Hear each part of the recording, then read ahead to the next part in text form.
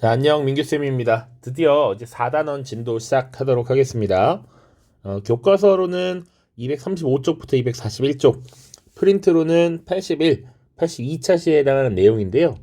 실질적으로는 우리가 프린트 80차 시가 있습니다. 그러니까 80차 시의 내용은 주로 우리가 대한민국 정부가 수립되는 과정 그 시기에 있었던 국제 질서를 살펴보는 파트예요. 그래서 간단하게 좀 정리를 해보고 넘어가도록 하겠습니다. 자, 따로 시간을 내서 프린트를 만들고 뭐 해도 좋지만 이렇게 정리를 하면 될 것 같아서 그냥 이렇게 별도로 지금 필기만 좀 해놨습니다. 자, 우리가 현대사라고 하는 부분은 보통 1945년 일제가 제2차 세계대전에서 항복하고 광복을 맞이한 이후부터라고 우리가 상정을 합니다. 자, 그 이후에 어떻게 국제질서가 변화했냐면 당시에 2차 세계대전을 주도했던 연합국진영은 미국을 중심으로 하는 자본주의 진영과 소련을 중심으로 하는 공산주의 진영 크게 두 개로 나뉘었다라고 하는 겁니다. 그래서 우리 한국사와 관련 있는 국가들을 중심으로 보면 자본주의 진영은 우선 미국, 그리고 중국에서는 대만, 대한민국 정도로 볼 수 있고요. 이 공산주의 진영은 소련과 중국, 흔히 중공이라고 얘기하는 오늘날의 중국을 얘기하는 겁니다. 그리고 북한이 있습니다. 자, 이들은 이제 오랜 전쟁을 거치면서 전쟁의 참상을 느껴왔어. 자, 그래서 전면적으로 전쟁을 벌이진 않지만 정치, 경제, 군사, 외교적으로 보이지 않는 힘겨루기를 하면서 체제 경쟁을 해 나갔던 겁니다.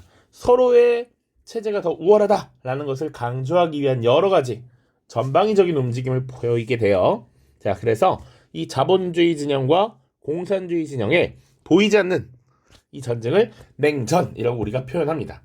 자, 이 냉전 체제 하에서 어떤 일들이 있었냐면 당시 이제 공산주의 진영, 소련 주도의 이 공산주의 진영이 동유럽 지역으로도 확산이 되는 경향을 보입니다. 그래서 미국은 이 유럽 지역을 공산화로부터 막기 위해서 다양한 경제적 지원을 하게 돼요.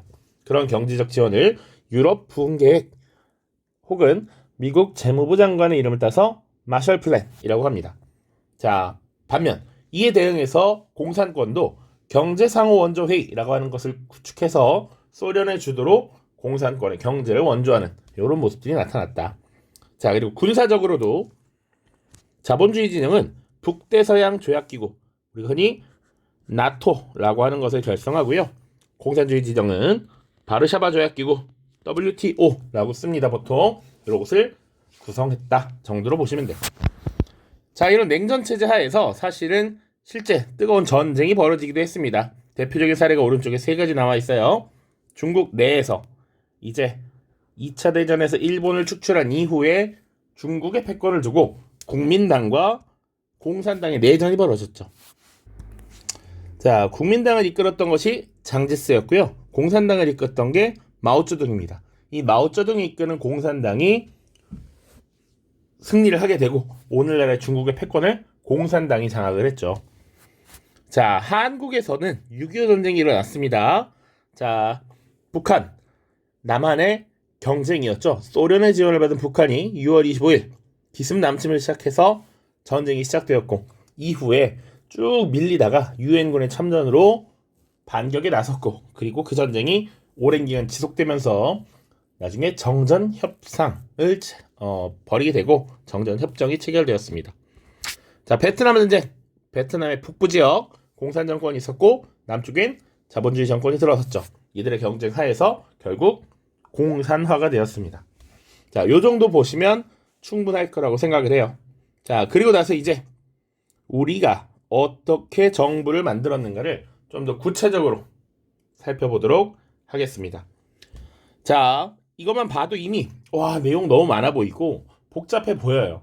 선생님도 항상 수업 때 이 부분이 내용이 되게 촘촘하다. 3년이라는 짧은 시간 동안 정말 많은 일들이 있었기 때문에 디테일이 있다. 요거 잘 봐야 된다. 라고 강조하는 편입니다. 그래서 잘 보실 텐데 우선은 선생님이 여기 앞에 연표에다가 라인을 다 그려놨습니다. 각각 순서상 어디에 해당하는지 잘 연결을 해놨으니까 순서대로 흐름을 보는 게 중요해요. 그리고 앞에 넘버링도 다 해놨습니다. 1번, 2번, 3번부터 10번까지 쭉 달아놨으니 순서에 따라 보면 돼. 자, 그리고 이 부분을 공부할 때 조금 잘 봐두면 좋은 것은 이 부분이 되게 복잡해 보이지만 이 하나하나의 사건들이 대략 하나가 원인이 되어서 그 결과 일어난 이런 사건들이 많다라는 것입니다. 그래서 인과적 연결을 잘 해서 기억을 하시면 됩니다. 이 부분이 특히 그래요. 그래서 하나하나 1번부터 쭉쭉쭉 살펴보도록 하겠습니다. 자, 첫 번째 보시죠. 1, 2번은 사실은 묶어서 봐도 무방합니다. 첫 번째, 우리가 8.15 광복을 맞이하게 되면서 국토가 분단되었다라는 겁니다. 연표의 시작도 보면 1945년 8월, 디테일하게 8월 15일입니다. 우리가 분명히 광복을 맞이하게 되었다. 이 광복이라는 건 무슨 의미입니까? 일본이 제2차 세계대전에서 항복을 했다라는 얘기가 되겠죠. 자, 이때 우리 민족은 우리가 일본의 식민 지배로부터 벗어나면서 나라를 바로 되찾을 수 있겠구나 라는 희망이 있었지만 실제로 그러지 않았다라는 겁니다. 자, 전쟁이 항상 보시면 우리가 얄타 회담 이후에 소련이 대일본 전쟁에 참여하기로 결정했고 실제로 8월 달부터 전쟁에 참여하기 시작합니다. 그래서 북한 지역에 이 소련군이 이렇게 남하를 하기 시작해요. 그래서 한반도에 주둔한 일본군을 무장해제하는 이런 역할을 수행합니다. 소련이 8월 달부터 들어오기 시작했고요. 사실은 미국은 조금 더 뒤에 들어요. 9월 달에 들어오게 됩니다. 자, 이 과정에서 미국이 소련에게 하나의 제안을 해요. 소련이 먼저 한반도를 다 점령할까봐. 그래서 미리 이때 미국의 주도하에 협상을 벌입니다. 38도선을 기준으로 이북 지역을 소련이, 그리고 이남 지역을 미국이 먹자, 점령하자, 이렇게 제안을 한 겁니다. 자, 그래서 남한 지역도 나중에 미군이 이렇게 들어오게 됩니다. 자, 그래서 분단이 결정돼요. 자, 이 시기 내부적으로는 사실 조선건국준비위원회라고 하는 것이 만들어져서 나름의 질서를 유지하고 행정조직을 갖추고 치안을 담당했던 이런 모습이 있었습니다. 자, 그런 상황 속에 지금 분단이 이루어졌다라고 보셔야 돼. 자, 북한 지역, 이북 지역은 어땠느냐? 소련군이 간접 통치를 시행했습니다. 자, 간접 통치란 무엇이냐? 당시 조선건국준비위원회라고 하는 단체가 각 지역에 인민위원회라고 하는 자치기구를 두었어요. 이 인민위원회에 행정권을 넘겨주고 사실상 뒤에서 조종했다라고 보시면 됩니다. 그래서 사회주의 세력이 정권을 장악할 수 있도록 지원하는 형태로, 이런 형태로 소련이 간접 통치를 했다라고 보시면 돼요. 반면 남한 지역은 어땠느냐? 미군이 직접 통치하게 됩니다. 자, 그래서 미군정청이라고 하는 기구를 설치해요. 이 말은 뭐냐? 기존의 조선총독부가 미군정청으로 바뀌었음을 의미합니다. 거기 걸려있던 일장기가 이제 미국 성조기로 바뀌었음을 의미합니다. 그 정도로 보시면 되고요. 또 하나의 특징은 이렇게 점령군으로서 등장한 이 미군은 기존의 독립운동기구를 인정하지 않았다라는 겁니다. 대표적인 독립운동기구 뭐 있어요? 바로 임시정부죠, 임시정부. 그래서 이 임시정부의 주석이었던 김구 같은 경우도 개인 자격으로 귀국을 하게 돼요. 어떤 의미가 부여받거나 어떤 지위를 가지고 인정받지 못하는 이런 상황이 벌어집니다. 자, 그리고 또 하나의 문제는 조선총독부의 기존 체제를 재활용했다라는 겁니다. 그러니까 조선총독부 시스템을 그대로 뒀다. 자, 당시 미군들의 인식은 한국인들이 정부를 독자적으로 경영해본 경험이 없다라는 것이죠. 그리고 체제를 변화시키는 건 문제를 만들 수 있다. 기존의 질서를 유지하자라는 결정을 내린 것이고, 이 당시 총독부에서 일했던 사람들은 보통 친일 관료들, 친일 경찰들이 많이 남아있을 수밖에 없는 것이죠. 자, 이들을 그 자리에 그대로 두고 근무를 시켰다라는 겁니다. 자, 우리 민족의 입장에서는 일본에 협력했던 놈들 빨리 처단하고 싶은데 그런 것들을 안 했다라는 것이죠. 자, 그래서 이들은 시간이 지나면 뒤에 어떻게 등장하느냐? 친일 파에서 친미파로 바뀌는 이런 모습들이 많이 나타나고요. 그리고 스스로를 반공주의자다라고 하면서 일종의 태세 변환을 했다라고 보시면 돼요. 그래서 이 과정에서 어떤 일들이 있냐면 뒤에 독립운동가들이 나라를 되찾기 위해서 정말 피나는 노력들을 기울였죠. 그런 독립운동가들이 사실은 이들을 공격합니다. 친일 관료, 친일 경찰, 친일 군인들을 공격하는데 이들이 오히려 독립운동가들을 너 공산주의자지, 너 사회주의자지 라고 하면서 붙잡고 괴롭히는 이런 모습들도 나타나요. 그 정도라고 보시면 돼. 자, 그 다음입니다. 자, 2번 조선건국준비위원회 활동, 요거 광복 직후라고 얘기했습니다. 자, 1번과 2번은 사실상 동시에 이루어졌다라고 봐도 돼요. 자, 조선건국준비위원회 줄여서 건준이라고 보통 이름 붙이기도 합니다. 자, 그래서 보시면 여운형과 안재홍 등이 조선건국동맹이라는 단체를 중심으로 조직했다라고 얘기했어요. 이 조선건국동맹은 바로 그 전년도 1944년도에 여운형이 주도로 만들어진 단체입니다. 자, 이들은 새롭게 이제 조선 총독부를 대신해서 국가의 치안을 유지시키고 어느 정도 행정권을 이행하려고 했습니다. 그래서 145개의 지부를 전국에 설치했다. 자, 그리고 각 지역에 치안대를 설치함으로써 지역의 치안을 담당했다. 원래는 조선 총독부 산하 일본 군들이 하던 걸, 일본 경찰들이 하던 걸 이들이 수행하려고 했다라고 보시면 돼. 물론 이들이 뭔가를 수행하기 전에 소련군과 미군이 들어오게 된 것이죠. 자, 이들은요, 소련과 미군이 들어온다라는 결정이 내려지자 조선인민공화국이라는 것을 선포합니다. 자, 하나의 단체로서 뭔가 협상을 하는 것이 아니라 국가 대 국가로서 협상력을 높이기 위한 조치였다라고 보시면 돼요. 그래서 우리도 어엿한 하나의 국가이고 국가 대 국가로서 지금 협상을 하려고 했다. 자, 그리고 전국에 설치한 이 145개 지부를 인민위원회로 개편을 합니다. 자, 그래서 요 자체가 지금 나름 여운형과 조선건국준비위원회가 협상력을 높이기 위함이었다. 자, 그래서 아까 얘기한 것 중에 이 인민위원회 기억해두세요. 자, 조선건국준비위원회에서 만든 이 인민위원회에 소련군은 나름 행정권을 넘겨주고 간접 통치를 했었다라는 것. 자, 그리고 사실은 그 외에도 다양한 정치 세력이 있었습니다. 자, 그래서 대표적인 정치 세력 보도록 할게요. 한국민주당이라는 세력이 있습니다. 이들은 지주와 자본가들을 중심으로 만들어진 정당이고요. 대표적인 인물로 송진우, 김성수 같은 인물들이 있습니다. 이들은 광복 직후에 자신들의 정치적 입장을 대변할 수 있는 정당을 구성하고 하나의 정치 세력으로서 활동을 하게 되고요. 초기에는 임시정부를 지지하다가 나중에는 이승만 정권을 지지하는 이런 모습을 보이게 됩니다. 자, 그리고 독립촉성중앙협의회, 줄여서 독촉이라고 하는데 이승만과 그 지지 세력을 중심으로 결성된 단체라고 보시면 되고요. 남한에도 사회주의 정당이 있었습니다. 남조선노동당 박헌영이라는 인물이 있습니다. 남한 내에서 가장 좌익 세력을 대표하는 인물이다 라고 보시면 돼요. 자, 그렇게 광복 직후에 국토가 나뉘게 되고 남한 지역에서 어떠한 정치 세력들이 형성되었는지 쭉 본 겁니다. 자, 그 다음 실제로 우리는 나름의 노력도 하긴 했지만 실질적으로는 우리의 광복이 우리 스스로만의 노력으로 된 것은 아니기 때문에 연합국에 의해서 일본이 패망하면서 항복을 했기 때문에 어쩔 수 없이 외세의 영향을 받을 수밖에 없는 구조였죠.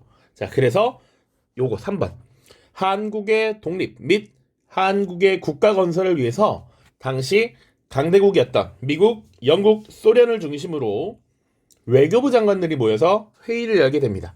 자, 그것을 모스크바 삼상회의라고 해요. 모스크바 삼상회의. 자, 러시아의 도시였던 모스크바에서 삼상이라는 것은 뭐냐면 세 개의 나라의 외상이라고 표현합니다. 보통 이 외상은 또 뭐냐? 바로 오늘날의 외교부 장관이라고 보시면 돼요. 자, 그래서 미 영소의 외교부 장관이 모여서 국제 질서를 논의했다라고 보시면 돼요.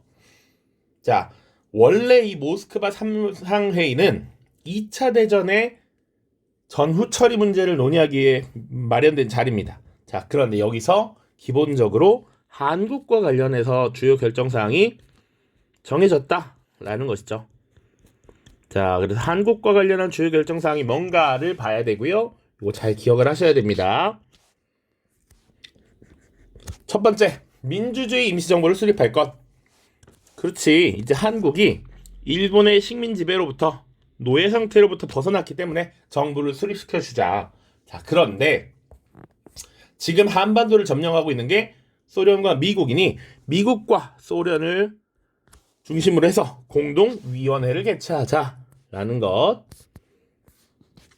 자, 그리고 한국은 일제히 식민 지배를 당했고 그 이전까지는 왕의 나라였기 때문에 민주국가를 경험한 일이 없어. 그래서 최고 5년간의 신탁 통치를 시행할 것이라고 결정을 했습니다. 이때 신탁 통치하는 나라는 미국, 영국, 그리고 소련, 중국 4개국에 의한 최대 5년간의 신탁 통치였습니다. 자, 여기서 문제는 이 소식이 국내에 전달되는데 있는 그대로 전달되지는 않았습니다. 왜냐? 이 최고 5년간의 신탁 통치와 관련해서 논란이 있었어. 자, 이 신탁 통치를 처음에 주장했던 건 미국 진영이었습니다. 자, 미국에서 대략 한 20년간의 신탁 통치를 해야 한다라고 주장했고 소련은 즉각 독립을 주장했어요. 그런데 문제는 당시 동아일보에서 잘못 보도가 이루어집니다. 동아일보에서 이 소식을 전달하는데 소련이 신탁 통치를 주장했다라고 잘못 전달이 돼요. 자, 그럼으로써 어떤 문제가 생기냐? 일단 신탁 통치 자체에 대해서 긍정적으로 여길 만한 국내 세력은 없었다라는 것이지. 자, 그래서 원래는 우익, 좌익 할 것 없이 모두 신탁 통치에 대한 반대 운동을 펼쳤습니다. 특히 우리가 우익이라고 하면 보통 민족주의 세력이야. 민족의 즉각 독립을 주장했던 이 세력들 당연히 신탁 통치 반대 운동을 벌이게 되죠. 자, 그러면서 이때 소련에 대한 반대, 반공 감정이 점점 강해지고 격화됩니다. 자, 그런데 좌익 세력들은 어땠느냐? 이들은 사회주의, 공산주의를 지지하는 세력이고 소련과 가까운 사람들이야. 초반에 신탁 통치 반대 운동을 벌였다가 나중에 이 모스크바 3상 회의가 신탁 통치라고 하는 걸 결정해서 그건 기분 나쁠 수 있지만 궁극적으로는 한국의 정부를 수립시켜 준다는 것이니 오케이, 모스크바 3상 회의 결정에 대해서 총체적으로 지지하겠다. 이렇게 입장이 바뀌어요. 자, 그러면서 이 이후에 오히려 이 국내 세력 간의 마찰, 대립이 심화됩니다. 국내에서 여러 가지 충돌이 일어난다라고 하는 것. 요게 또 하나의 포인트라고 할 수 있어요. 왜냐? 이러고서 국내에서 이제 좌익, 우익 세력의 갈등이 점점 첨예화되거든. 그래서 요거까지 보시면 되겠습니다. 자, 요것이 1945년 12월의 이야기예요. 자, 그 다음 4번 어떻게 봅시다. 4번 보시면 자, 모스크바 3상회의 결정에 따라 이제 미소공동위원회라고 하는 것이 개최가 되죠. 미국과 소련이 이제 한국의 정부를 만들어야 되는데 어떤 정부를 만들 것이냐를 가지고 논의를 하는 거예요. 미국과 소련의 대립이 있었다. 왜냐? 냉전이라고 하는 질서에서 미국과 소련은 한반도에 자신들에게 유리한 정부를 만들고 싶어 해. 자, 그래서 뭘 가지고 대립했느냐? 이 임시정부의 수립에 관한 협의에 참여할 단체의 범위를 두고 대립을 합니다. 자, 이 말은 뭔지 밑에 써 있어. 소련은 사회주의 정권을 만들고 싶어 해. 자, 그래서 뭐라고 주장했느냐? 모스크바 3상 회의를 지지하는 세력들만 임시정부 수립 논의에 참여시키자. 자, 아까 보세요. 모스크바 3상 회의 결정에 총체적인 지지를 했던 것이 바로 좌익 세력이지. 소련에게 유리한 세력들입니다. 자, 3상회의를 지지하는 세력들은 대부분이 좌익 중심이었다. 그래서 이들을 중심으로 정부를 수립하기 위해 이런 주장을 했다라는 것이고요. 미국은 그래서는 안 돼. 그러면 미국에게 너무 불리해. 그러니까 모스크바 3국 외상회의 결정에 찬성했던 반대했던 뭐 상관없이 모든 단체를 참여시키자. 그래야 좌익 중심 사회주의 국가를 안 만들 수 있다라고 본 것이죠. 자, 이런 소련과 미국의 입장차가 좁혀지지 않고 결국 무기한 휴회가 됩니다. 자, 그 이후에 어떻게 되느냐? 우리는 빨리 이제 통일된 정부, 독립된 국가를 만들고 싶은데 논의가 지지부진해지니 이런 것들에 대해서 불만이 쌓였을 수 있죠. 자, 그리고 기본적으로 남한 사회에서는 소련에 대한 반감이 커지고 있습니다. 자, 그래서 어떤 일들이 벌어지느냐? 지금 보시면 제1차 미소공동위원회가 약 3달간 있었으나 결렬되었어. 그 다음 달인 46년 6월에 이승만의 폭탄 발언이 등장하게 됩니다. 그것을 정읍 발언이라고 해요. 자, 이승만이 전라도 정읍 지역에 가서 한 발언이 뉴스에 보도되면서 신문에 보도되면서 논란이 됩니다. 이승만이 뭐라고 주장했느냐? 남한만이라도 단독 정부를 수립하자. 자, 이승만의 주장은 이런 거였어요. 자, 미소공동위원회가 재개될 기속돼 보이지 않아. 뭐 마음은 통일정부를 만들면 좋겠지만 뭐 안 되면 남한만이라도 정부를 만들어야 한다. 왜? 지금 소련이 자기들에게 유리한 정부를 만들기 위해서 이걸 반대하고 있으니까 우리끼리 단독 정부 만들고 소련 빨리 38도선 이북에서 빠져나가라. 사라져라. 라고 주장을 합니다. 이 말 자체가 엄청난 파장을 일으키게 되는 것이죠. 남한만의 단독 정부를 수립한다라는 건 결국 분단을 의미하는 거니까. 남한의 단독 정부가 수립되면 북한에도 북한만의 정부가 수립되는 것이죠. 그러니까 이건 문제야. 안 돼.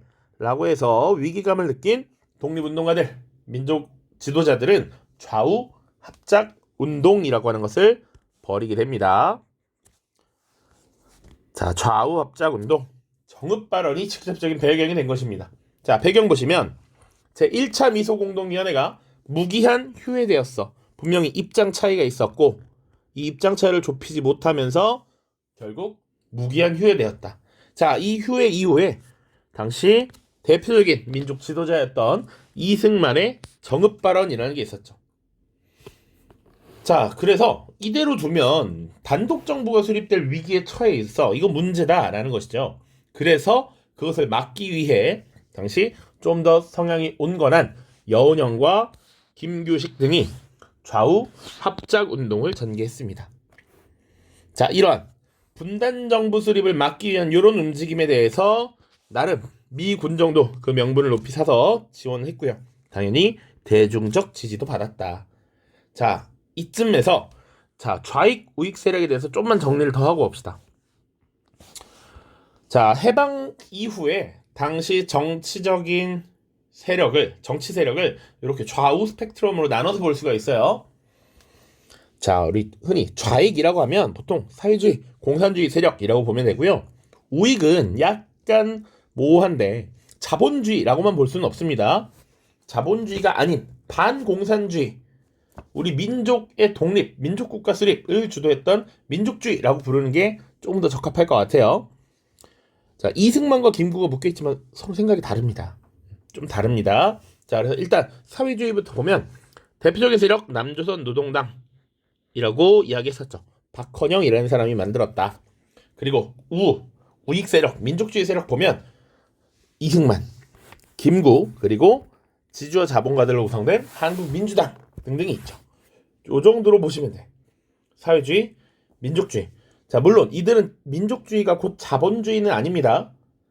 우리가 전통적으로 자기 땅 없이 못 먹고 못 살던 사람들, 소작농들이 많았기 때문에 현대사회에서는 자기 땅을 가지고 농사 지을 수 있는 사회, 이런 것들을 바랬어. 그래서 토지를 분배하자, 이런 주장이 민족주의 계열에도 많아요. 그걸 자본주의라고 볼 수는 없죠. 그러니까 민족의 독립, 그 이후에 여러 가지 고민들, 여러 가지 지향점들이 서로 다르게 있었다.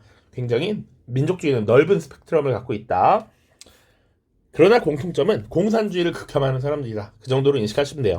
자, 그래서 좌익과 우익이 기본적으로 대립을 하고 있었고, 특히 이 민족의 즉각 독립 이런 걸 주장했던 이 우익 세력들은 기본적으로 신탁 통치에 대해서 극렬하게 반대를 했던 것이고요. 이 좌익 세력들은 나중에 이제 소련과의 연락 이런 것들 이후에 삼상회의, 모스크바 삼상회의에 대해서 총체적 지지 입장을 제시한 것이죠. 자, 그래서 이렇게 좌익과 우익의 대립이 심해지는 이 상황 속에서 이승만 같은 사람이 정읍 발언 같은 폭탄 발언을 한 겁니다. 자, 이거 안 돼! 라고 해서 이제 좌익 세력, 우익 세력들 중에서 다소 온건하고 타협 가능한 세력이 좌우 합작운동이라고 하는 것을 벌이게 되는 것이죠. 이렇게 인식을 하시면 되겠습니다. 자, 다시 밑으로 갈게요. 좌우 합작운동. 자, 전개 과정. 그래서 중도 세력인 여운형과 김규식을 중심으로 좌우 합작운동이 전개되었다 라고 했고요. 명분이 있기 때문에 미 군정도 이걸 적극적으로 지원함으로써 자신들도 오히려 명분을 축적하려 했던 것입니다. 자, 그래서 서로 입장이 다른 두 세력이 힘을 합쳐서 나름 결론을 하나 도출하죠. 좌우 합작 7원칙이라는 결론을 제출합니다. 좌익은 당시에 8원칙을 제시했고 우익은 5원칙을 제시함으로써 이것을 합의했던 것이 7원칙이에요. 토지를 어떻게 할 것이냐, 친일파 청산을 어떻게 할 것이냐, 그 외에 뭐 어떤 국가를 만들고 어떤 국가적 이데올로기를 가질 것이냐 이런 것들을 치열하게 논의를 한 겁니다. 그게 7원칙에 나와 있습니다. 자, 그리고 이 좌우합작 7원칙의 근거에서 나름 정부 수립을 지원해야 되잖아. 그래서 미 군정은 남조선 과도입법의원이라고 하는 일종의 의회적 성격을 가진 단체를 만들게 됩니다. 남한 사람들의 대표를 뽑아서 이들의 의견을 수렴한다라는 목적이었어. 자, 그런데 이런 좌우합작 운동이 그럼 결과적으로 어떻게 됐느냐? 성공하지 못했습니다. 지금도 분단되어 있고 전쟁 이후에 휴전 중이죠. 실패했다. 왜 그랬느냐? 일단 좌우합작 운동의 취지도 좋고 대중적 지지를 많이 받았지만 대표적인 민족 지도자였던 김구나 이승만 같은 세력들 참여하지 않았고요. 그리고 왼쪽 좌익 세력인 조선공산당들도 참여하지 않았습니다. 자, 그러다 보니까 나름 좌우의 합작이긴 한데 좌우의 대표성을 모두 갖고 있느냐라고 보기 어렵다라는 것이죠. 그리고 좌우 합작 7원칙이라는 거 만들었다라고 했어. 그런데 일단 긴급하게 합의를 본 것이고 이것에 대해서도 내부적인 의견 충돌이 심했다라는 겁니다. 자, 그리고 뿐만 아니라 미국과 소련을 중심으로 한 이 냉전 시스템이 점점 심화되었어. 대립이 더욱 강화되면서 미군정이 더 이상 이 좌우합작 운동에 대한 지원을 하지 않기로 결정합니다. 자, 여기 그래서 연필도 조금 더 넣어놨는데 좌우합작 운동이 1946년 7월부터 약 1년여간 지속이 돼요. 그 도중에 미국의 대통령이었던 트루먼이 하나의 문서를 발표합니다. 의회에서 연설을 합니다. 그래서 공산주의와의 대립, 대결 이런 것들을 천명해요. 그것을 트루먼 독트린이라고 합니다. 이 트루먼 독트린이 발표되고 냉전 체제는 더욱더 격화되는 이런 모습이 나타났다. 자, 그리고 이 좌우합작 운동을 리드했던 여운형이 암살되면서 활동의 구심점을 잃어버렸고 더 이상 활동하기 굉장히 어려웠다라는 것이죠. 그 정도로 지금 좌우합작 운동을 정리할 수 있습니다. 자, 그 다음 7번은요. 이 좌우합작 운동에서 시작합니다.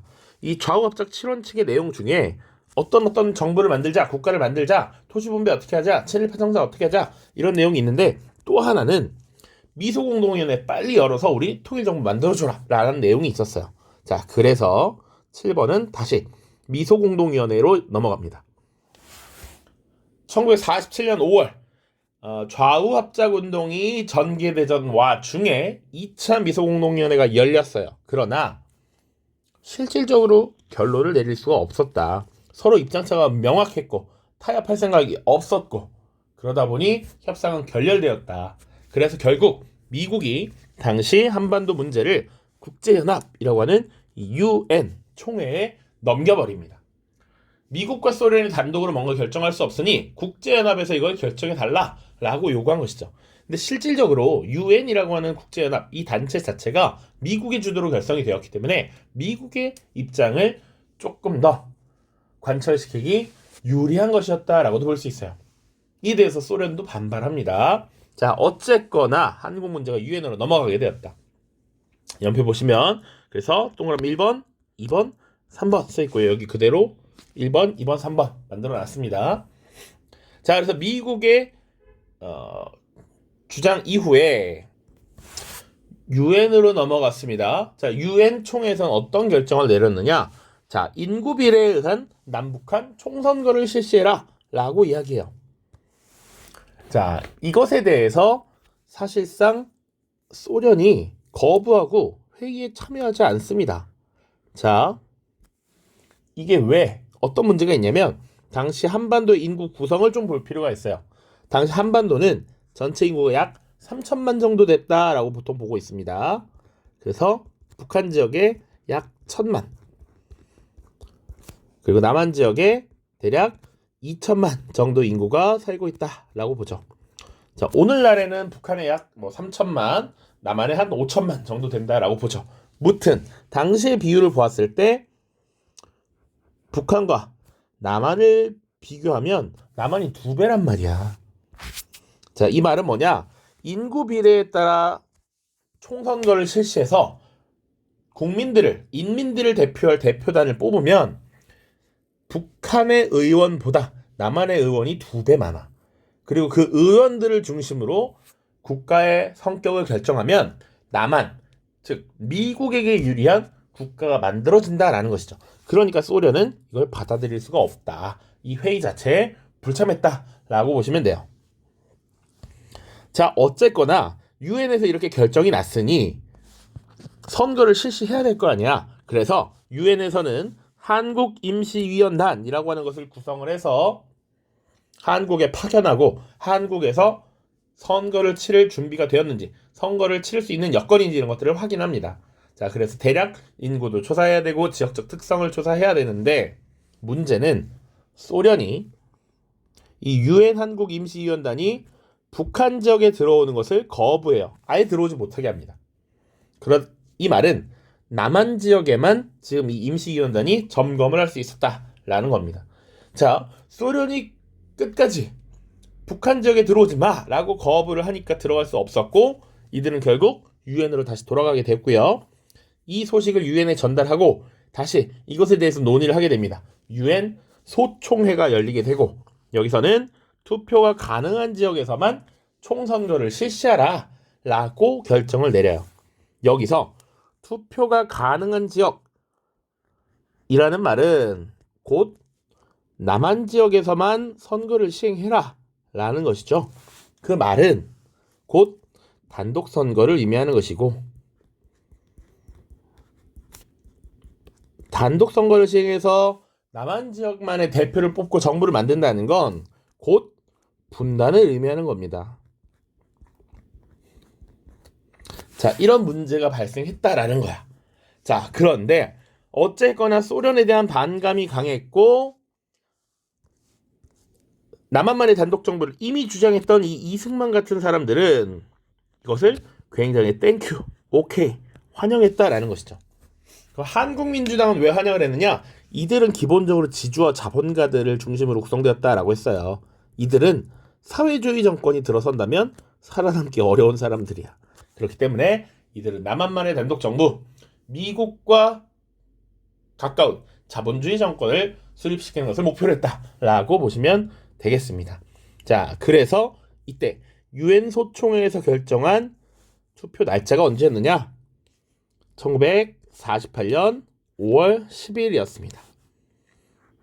자, 그래서 선거는 3달 앞으로 다가왔고 결국 진짜 분단이 3달 앞으로 다가왔다라고 민족 지도자들은 인식할 수밖에 없었습니다. 그래서 1948년 3월, 4월에 단독 정부 수립을 막기 위한 여러 가지 움직임이 나타나요. 자, 가장 먼저 봐야 될 것은 제주 4.3 사건입니다. 자, 여기 있는 제주 4.3 사건과 밑에 남북 협상은 단독 정부 수립을 반대하기 위한 움직임이라고 보시면 됩니다. 단독 정부 수립 반대 운동. 이렇게 보시면 돼요. 자, 제주 4.3 사건. 자, 1948년 4월 3일입니다. 배경 보시면 그 전에 이미 공권력과 이 민중들 사이에 반감이 깊어졌었다라는 걸 하나 깔고 가야 돼. 자, 1947년에 3.1절 기념 행사가 있었습니다. 4.3 사건이 본격적으로 발생하기 1년 전, 이 1947년 3월 1일에 군중과 경찰 사이에 이미 충돌이 한번 있었어요. 자, 당시 경찰은 기마경찰이었고, 이 기마경찰들이 3.1절 기념행사에서 질서를 유지하고 있는 이런 상황 속에서 말 발굽에 아이가 다치는 이런 사건이 발생해요. 자, 그러면서 그에 대한 규탄을 하게 되고, 이때 경찰이 발포를 하면서 문제가 됩니다. 자, 그 이후에 지속적으로 이 경찰, 공권력에 대한 규탄 시위가 있었고, 이런 규탄 시위에 대해서 경찰과 우익 청년단들은 굉장히 강경 진압을 합니다. 이 당시에만 하더라도 반정부, 반정권 뭐 이런 움직임, 공권력에 대한 반대는 보통 투쟁, 혁명 이런 것들을 주도하는 사회주의자들의 일이다라고 벌어보면서 굉장히 강경 진압을 해요. 자, 그리고 실제로 1948년 4월 3일이 되면 단독 정부 수립을 반대했던 이 남로당 세력과 일부 주민들에 의해서 무장 봉기가 일어납니다. 근데 이미 그 전에 얘기했죠. 공권력과 이런 시민들의 반감 이런 것들이 굉장히 커 있던 상태라고. 자, 이런 남로당과 주민들의 무장 봉기에 대해서 이제 강경 진압이 나타나게 됩니다. 자, 보시면 일단 무장 봉기가 일어났고 이들은 단독 정부 수립 반대를 펼쳤기 때문에 제주 지역에서 일어나는 선거를 제대로 이행되지 못하게 방해합니다. 총선거가 결국 무산이 되는 이런 결과를 낳아요. 실제로 제주도에서 시민대표 3명, 국회의원을 3명을 뽑아야 됐는데 그 중에서 2개의 선거구에서는 선거가 진행되지 못합니다. 2개가 무효가 돼요. 그래서 나중에 다음 시간에 이제 50총선거 결과 볼 텐데 남한 지역의 대표 200명을 선출하는데 총 198명이 선출되었다라고 해요. 그것은 제주 4.3 사건 때문에 이 지역의 선거가 이루어지지 못했기 때문이야. 자, 뿐만 아니라 실제로 5월 10일 총선거가 있었고 그 이후에 7월 17일에 헌법이 제정되고 8월 15일에 정부가 수립되는데 그 이후에도 끊임없이 저항을 합니다. 계속 이 정부의 어떤 시스템이 가동되지 못하게 저항을 하는 경우가 많았어요. 자, 그래서 이런 저항에 대해서 이승만 정부와 당시 우익 세력, 우익 청년당 우익 세력들이 굉장히 이 세력을 강경 진압하는 이런 모습들이 나타나요. 심지어 어느 정도였느냐? 당시 제주도를 진압하기 위해서 가까운 전라도 여수, 순천 지역의 군인들을 이 지역에 파견하려고 해요. 그런데 군 내에 이런 것들을 반대했던 좌익 세력들 중 일부가 이걸 거부하면서 나름 또 저항하는 사건도 있었습니다. 그것을 여수 순천 사건 혹은 여수 순천 19 사건이라고 보통 이야기를 합니다. 자, 그래서 지금 단독 정부 수립을 반대하는 움직임, 이에 대한 강력 진압 이런 것들이 주 내용이라고 볼 수 있는데 문제는 뭐냐? 이 당시 굉장히 많은 민간인 피해자가 발생했다는 것이죠. 이 무장 봉기에 가담하지 않은 무고한 시민들이 정말 많이 죽었다라는 겁니다. 자, 예전에 이 관련해서 연수를 다녀온 적이 있어요. 섬이 이렇게 있고 여기 한라산이 이렇게 있다 그러면 당시 이 4.3 사건을 진압하는 경찰과 당시 우익 청년단, 대표적인 게 서북 청년단이 있는데 이들이 어떤 식으로 진압 작전을 펼쳤냐면 보통 이 봉기를 일으키는 세력은 이 산간 지역에 있다가 이 위쪽 이 산간 지역에 있다가 내려와서 공격을 하고 이제 숨어 들어가는 겁니다. 그러다 보니 이 경찰 세력이 나중엔 주민들에게 중산간 지역에 올라가지 마라. 해안으로부터 5km 이내에만 거주해라. 이런 식으로 지금 이렇게 빨간색으로 색칠할 텐데 요 부근에만 바깥 라인에만 거주해라. 이렇게 얘기를 하는 겁니다. 그리고 이 안쪽에 있는 사람들은 다 폭도로 간주한다. 라고 하는 것이죠. 그래서 당시 제주도에서 희생된 인원이 인구가 대략 30만 정도 되는데 한 3만 명이 희생되었다라고 얘기를 해요.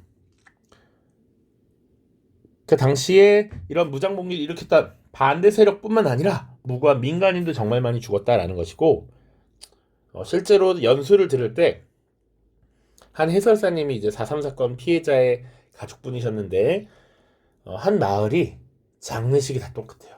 할머니 할아버지가 돌아가신 날이 다 같습니다. 왜냐? 당시 우익 세력과 경찰 세력이 당시 마을을 완전 초토화로 만들고 무고한 민간인들을 학살하는 이런 일들이 발생했기 때문에 그렇습니다. 그래서 제주 4.3 사건 단독 정부 수립을 반대하는 움직임 속에서 나타났던 대표적인 사건이다라고 보시면 되고요. 자, 민족 지도자들의 노력도 있었습니다. 남북 협상이라고 하는 사건이에요. 이것도 하나 보도록 하겠습니다. 자, 배경 보시면 분명 지금 유엔의 결정에 따라 남한의 단독 정부 수립 가능성이 높아졌다라는 것이죠. 그래서 이것은 막아야 된다라고 생각한 당시 김규식 같은 이 민족 지도자들이 북한에 지도자 회담을 제안합니다. 우리가 그래도 분단은 막아야 되지 않겠는가라는 것이죠. 자, 그래서 김규식이 고민하다가 북한 쪽에 일단 넘어갑니다. 이때 뭐 홍명희, 김원봉 다양한 민족 지도자들이 함께 북한 지역에 넘어갑니다. 자, 그래서 남북한 주요 정당 및 사회단체 연석회의라고 하는 것을 개최하고요. 처음에 여기는 정말 많은 사람들이 모였기 때문에 의견을 간명하게 정리하기 어려웠다라고 보시면 됩니다. 자, 그래서 그 이후에 남북 지도자 회의라고 하는 것을 개최하죠. 일명 사김회담이라고 합니다. 남한의 김구와 김규식, 그리고 북한의 김일성, 그리고 김두봉까지 모여서 회담을 벌이게 되는 것이죠. 자, 이들은 단독정부 수립 반대, 그리고 미국과 소련, 양국 군대의 철수 같은 것을 결의하긴 했어요. 근데 실질적으로 이게 큰 의미가 있지 않았다. 그리고 이들의 주장도 당연히 받아들여지지 않았다라는 것이죠. 근데 결과는 실패했습니다. 미소의 대립으로 냉전이 심화되었고요. 결국 50 총선거는 시행이 되었죠. 시행이 되고 남한만의 단독 정부가 수립이 되었습니다. 자, 실제로 북한도 사실상 정부를 꾸리고 있었는데 대한민국 정부가 수립된 이후에 바로 한 20여일 뒤에 조선 민주주의 인민공화국을 선포하게 되죠. 자, 그리고 그 뒤에 끝없이 통일정부 수립을 주장했던 김구가 49년에 암살을 당합니다. 자, 그렇게 단독 정부 수립은 우리가 거부할 수 없는 이런 결과가 되어버렸다라고 보시면 돼요. 자, 그래서 여기 연표만 잠깐 더 보시면 5월 10일 총선거가 결정되자 그에 대한 반대 운동이 이렇게 두 가지가 있었고, 자, 이런 노력에도 불구하고 50 총선거는 시행되었다. 자, 그리고 여기 빠져있지만 50 총선거에 의해서 국민의 대표인 국회의원이 선출되었고 그 국회의원들을 중심으로 헌법이 제정되었습니다. 제헌헌법이라는 게 만들어졌죠. 이 헌법에서는 대한민국은 민주공화국이다, 삼권 분립제도를 채택한다, 대통령제를 채택한다, 이런 것들을 규정해요. 그리고 나서 그 헌법에 의거해서 대통령을 선출하고 8월 15일 정부를 수립시키게 되었죠. 요거까지가 지금 이번 페이지에서 다루는 내용입니다. 자, 무려 44분 동안 굉장히 길게 이야기를 했습니다. 실제로도 많은 내용이기 때문에 잘 정리를 하시길 바랍니다. 자, 고생 많았습니다. 다음 영상에서는 실제 50 총선거가 시행되고 그렇게 만들어진 대한민국 정부 수립, 그리고 재헌국회의 활동, 이런 것들을 살펴보겠습니다. 자, 모두 고생 많았습니다. 안녕.